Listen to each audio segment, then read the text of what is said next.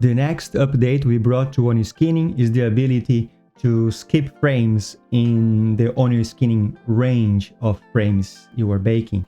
It's going to be presented just under the frames after section.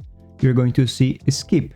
At the moment, we are baking for every frame one OnioSkinning at a time. But if you increase that one, what's going to happen now? We are going to bake the current frame and skip the next, and bake and skip and bake, and so on and so forth.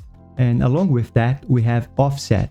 If I increase offset to 1 at this point, I'm going to skip the current frame and bake the next. So we are switching the order things are going to happen. This feature allows you to bake wider ranges of motion without baking every frame, making the process of evaluation heavy and slow. So now you can say, I want to visualize 100 frames of animation, but I want to skip for every 4. That allows you to quickly achieve that. And talking about that, let's take a look on the next video, an example that showcases this use.